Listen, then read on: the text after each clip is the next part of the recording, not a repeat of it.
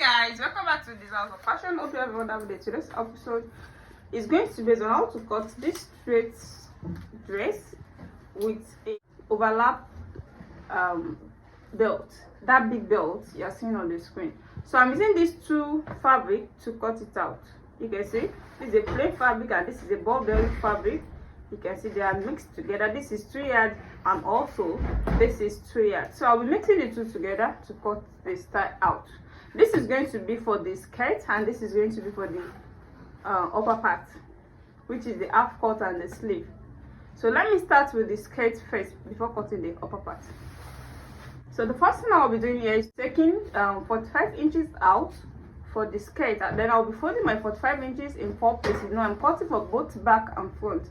Then I'll be leaving 1 inch of zip allowance at the back and also slit allowance.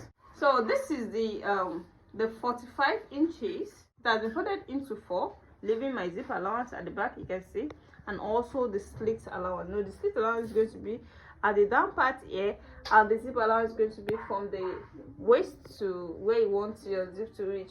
So it depends on you and it's not constant. So the allowance I'm leaving here for the zip and slit allowance is not constant. It depends on the inches you want to use. So I'm making use of 1.2 inches here, you can see it. So the next thing to take here is to take the waist measurement of 28 inches. That's 7 in 4 places. It's going to give us 28 inches. So you're going to add your desired seam allowance. Is also a sewing allowance, so I'm adding 2 inches for that. Then from here I'll be taking my hip point. The hip point I'm taking here is 8.5 inches.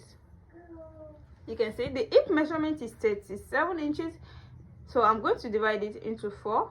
It's going to give me, this is 32, 34, 36, this is 38. Since we're still going to add a seam allowance to it, so I'll make use of 38 inches here. Then I'll be adding my 1.5 inches of seam allowance to it. You can see it now. Then I'll be connecting it up here, you can see. So the next thing is just to give it a nice shape here. You can also make use of a ruler if your hand is not straight enough. So before that, I'm going to take my length, the full length of the dress. I'm taking the half length up, which is 15 inches of the half length, you can see. So the full length is going to be 58 inches. You can see this is my 58 inches. Then I'll be adding a seam allowance of 1 inch to it to make it 59 inches. So the next thing here is to take the dart measurement. The dart measurement is going to be the distance of the two busts. So I'm going to use 3.5 here, so that means is 7 inches. So this is where I'm going to notch out my dart, you can see. So the next thing now is to cut it out.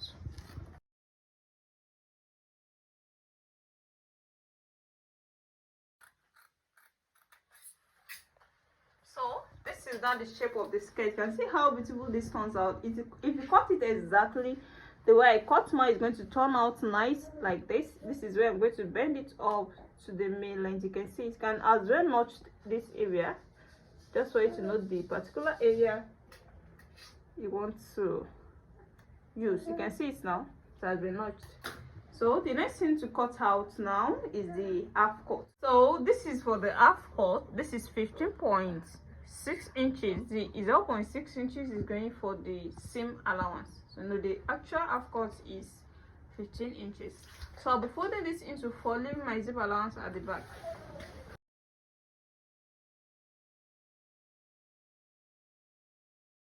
So you can see it now. The next thing I'll be taking here is the shoulder measurement.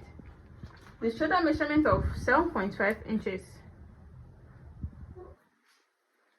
So I'll be making use of 0.5 inch for the shoulder slant. Then from here, I'm going to connect it to the center of both back and front here. You can see.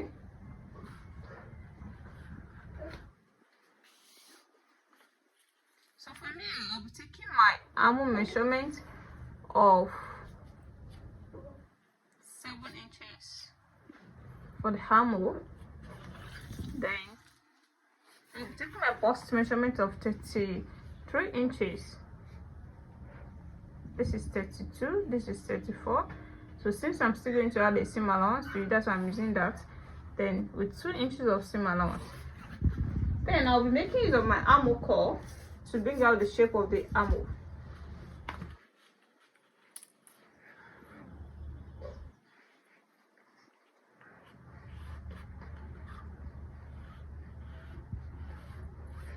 So you can see.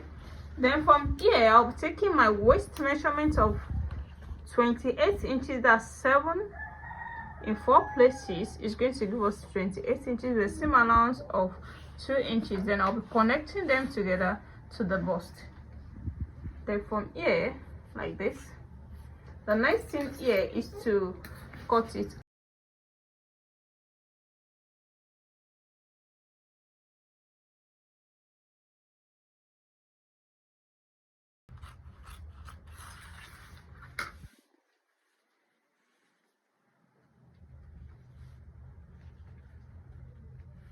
So at that point, I'm taking that as well on the half cut.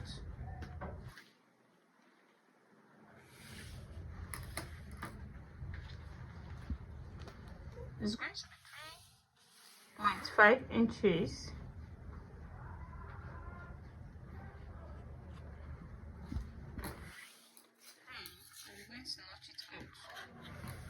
So for the neckline, what we mean here is the neckline. You can see the neckline is not a usual neckline, and that is what I'm going to take you through. So to cut out the neckline, I'm going to go down with 1.5 inches. This is my 1.5 inches. So from this 1.5 inches, I'm going to go down to 5 inches. This is not constant, it depends on how low you want the neckline to be.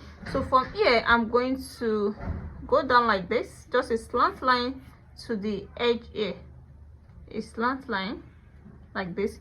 Then you come back to the shoulder measurement. No, the whole measurement of the shoulder is 7.5 inches. So I'll be making use of 4 inches. No, what I want here from here to this area is 4 inches. So after slanting it up to this point, then you go back to this 4 inches. You can see. So by the time I cut it out, you're going to see how it's going to turn out.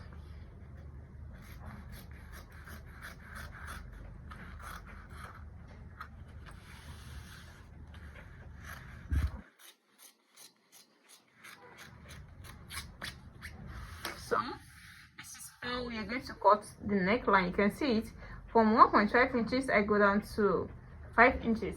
For 5 inches I go up to 4 inches for the wideness of the shoulder. You can see. Then I cut it out. The reason why I didn't cut it out to the back is that I want the back to be lower than this. So I'm going to go down with 2.5 inches for the back, and this is not constant, it depends on how you want it.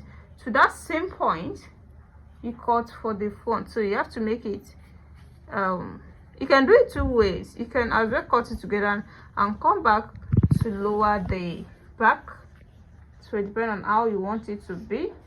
So I can as well cut it separately this way. Then you can see. So this is how the back is going to be here to this point here. Then from that same point to the shoulder.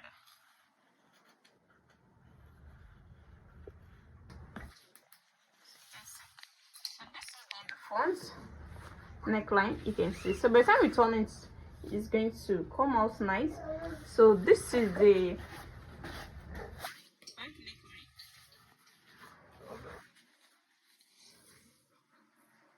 it's going to be a zip allowance here. You can see it.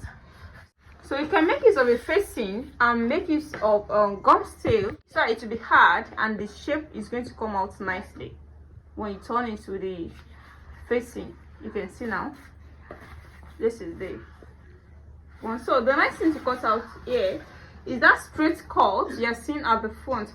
So, and that is what I've done here. The wideness of my straight cutting is going to be 9 inches. You can see I'm using 9 inches So you can make use of any length of the thread. This is not constant, but this is the only length I can get for my fabric, and I'm using 2 yards. You can make use of 3 yards of this, then you make use of 3 yards of the plain, just to be able to get more length at this Burberry shade of fabric. You can see. So this I cut out 2 of that. So I'll be making a pleat at the armhole side, and that is all I will be showing you. When I'm making it, I'm going to show it to you. After joining the 2 shoulders together, I'm going to notch the center at where I'm going to make a pleat with a straight cut. You know, this is how it is. You're going to make a pleat. So I'm going to notch it from here. I'm going to take the measurement of the shoulder to the armhole like this. So it's going to end at the armhole side, then it's going to stop. I don't want to take anything here. By the time I take out my shoulder measurement, you know, it's going to reduce the length of the armhole. Then I'm going to take the measurement as where I'm going to start this plate. So I'm going to show it to you. So to cut out the sleeve, I'm going to use this. This has been folded. It has been folded into 2 already. You can see this is into 2, then into 4. The shape of the sleeve is a shape sleeve. The next thing I'm going to take is the length of the sleeve. The length of the sleeve I'm going to take now is going to be 24 inches with the seam allowance.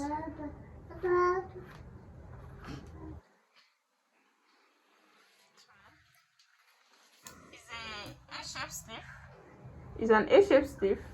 So I'm just going to make a sleeve shape like this. Then from here, you slant it down to the length of the sleeve.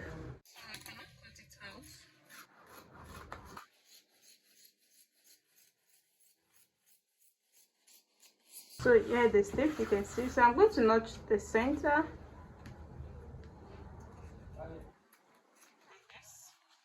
So this is going to be the sleeve. We're going to add to the half cut. We are done with the cutting. So let me go and join everything together and show it to you. So this is after turning the half cut. You can see I make use of stay. You can see it to make it stand, and I use the same fabric to make the facing. You can see it now. So the next thing to take here is that straight cut. I've done the stitching for both sides. You can see it. So I'm going to attach it to this area. I'll be leaving 3.5 inches up.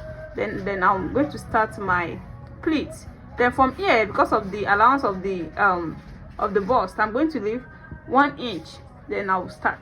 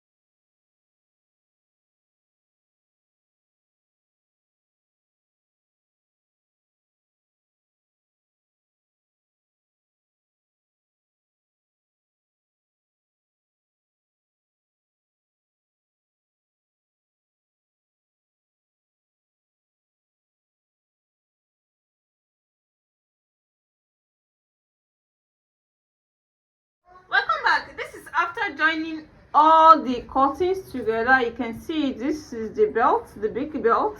Yeah, this is the 2 belt at the front. You can see where I make a pleat around here. Now I showed it to you. This is the sleeve, and this is the neckline. You can see the neckline. I use this to turn it. This is the front now with a dart. This is my dart. This is a straight skirt under it, and this is the front of the dress. So let me turn it to the back. This is the slit. You can see the slit. So this is the zip allowance that I added when I was cutting it, and you can see where the zip is. So here is my zip. You can see. It's an invisible zip that I added to it. You can see how beautiful this turns out. You can see it. This is the back, this is the slit, and this is the slip as well. This is the neckline of the back as well. You can see it. You can see how beautiful it is with the help of the hairstay. So make sure you had hairstay to yours when you want to try it, so it turn out nice. And this is how to style this. You can cross it this way, then turn into the back, then belt it. Like, you can tie it at the back like this.